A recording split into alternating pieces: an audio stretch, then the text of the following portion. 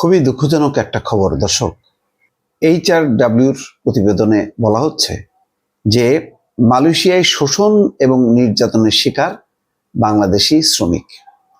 সরকারি সংস্থার নজরদারির অভাব, কোনো নজরদারি নেই, ছেড়ে দিছে আল্লাহর মাল, আল্লাহ নিয়ে গেছে বলছিল না আলতাফ হোসেন চৌধুরী, মনে আছে? তা ওটাই বাংলাদেশের কি পরিমাণ মানুষ মানে মালয়েশিয়া আছে কল্পনা করতে পারবেন না। কিন্তু তাদের কোনো মর্যাদা নেই, তাদের কোনো সম্মান নেই। খুব যাদের আছে খুব অল্প সংখ্যক, অধিকাংশের নেই। বিপুল সংখ্যক অবৈধভাবে বসবাস করছে।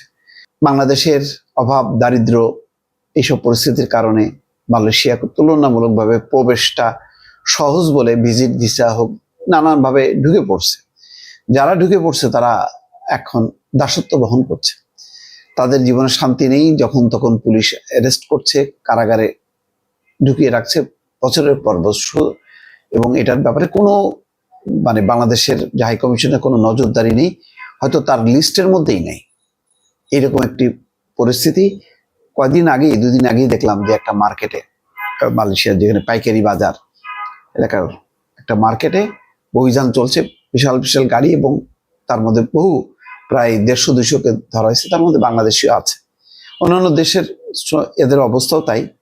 আফ্রিকার বিভিন্ন দেশের আছে, মিয়ানমারের আছে, ইন্দোনেশিয়ার নাগরিকরা, ভারত পাকিস্তানের আছে।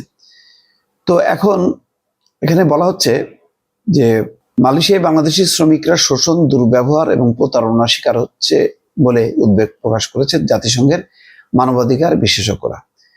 তারা সতর্ক করেছেন দেশটিতে বাংলাদেশি শ্রমিকরা পদ্ধতিগতভাবে এসব অন্যায্য আচরণ এবং নির্যাতনের শিকার হচ্ছে। এমনকি তারা ঋণের জালে আটকে যাওয়ার মতো ক্রমবর্ধমান ঝুঁকিতে রয়েছে। আন্তর্জাতিক মানবাধিকার সংস্থা হিউম্যান রাইটস ওয়াচের ওয়েবসাইটে বুধবার প্রকাশিত এক প্রতিবেদনে এসব তুলে ধরা হয়। পাসপোর্ট বাজেয়াপ্ত হয় মালয়েশিয়ায় অনেক বাংলাদেশি শ্রমিক মানবেতর জীবন পার করছে। অনেককে চাকরির প্রতিশ্রুতি দিয়ে ভুয়া নিয়োগপত্র দেওয়া হয়েছে।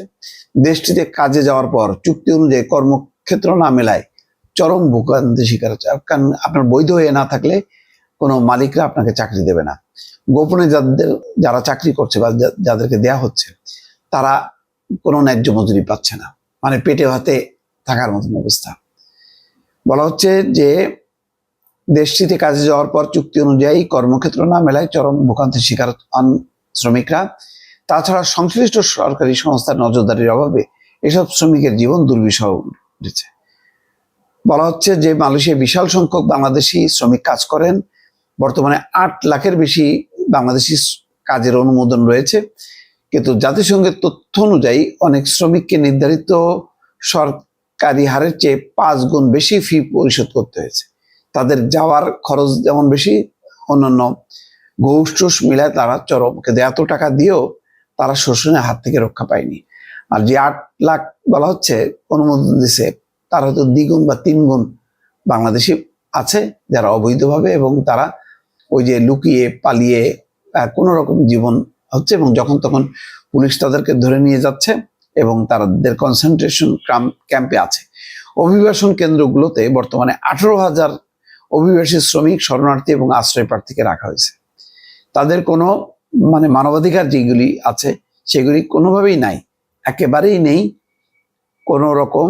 এখানে বলা হচ্ছে বাংলাদেশ এবং মালয়েশিয়ার উচিত শ্রমিকদের প্রতি দুর্ব্যবহার বন্ধ করা, তাদের শ্রম থেকে এসব দেশে অর্থনীতি লাভবান হয়। তাদের সবার উচিত আরো নিষেধাজ্ঞার ঝুঁকি এড়ানো।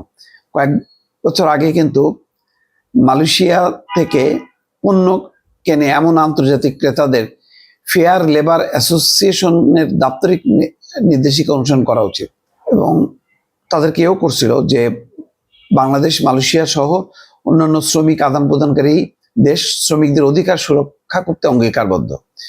যুক্তরাজ্য, ইউরোপীয় ইউনিয়নে অবস্থিত ক্রেতা প্রতিষ্ঠানগুলো একই নীতি করে, এবং মালয়েশিয়ার কয়েকটা কারখানার বিরুদ্ধে এর আগে নিষেধাজ্ঞা আরোপ করছিল যুক্তরাষ্ট্র। জবরদস্তিমূলক শ্রম প্রয়োগের বিরুদ্ধে ইউরোপিয়ান ইউনিয়নের ফোর্সড লেবার রেগুলেশন প্রয়োগ নীতি রয়েছে, যা 2027 সালে কার্যকর হবে।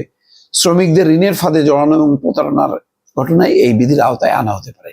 যত বিধিবিধান যাই হোক না কেন, কিছু কারখানার উপর নিষেধাজ্ঞা আরোপ সত্ত্বেও বাংলাদেশের শ্রমিকদের মালয়েশিয়ার জীবন খুবই অমানবিক এবং দুঃখজনক যে এখন যে আনোয়ার ইব্রাহিম আছেন তার কোনো জনপ্রিয়তা বলে কিচ্ছু নাই। এখন তার জনপ্রিয়তা নিম্নমুখী। তারপরেও তার সাথে ডক্টর মোহাম্মদ ইউনূসের এত ভালো সুসম্পর্ক থাকার পরেও বাংলাদেশি শ্রমিকদের ব্যাপারে কিন্তু রক্ষা করতে পারেননি, ইউনূস সরকার পারেনি। এবং ইউনূস সরকারের কথাও সম্ভবত এখন আর আনোয়ার ইব্রাহিম সরকার শুনছে না, যার ফলে যা তাই পরিস্থিতি খুবই খারাপ, খুবই খারাপ। এটা অকল্পনীয়। যারা একটু খোঁজখবর রাখেন দেখেন পরিস্থিতি ভালো না।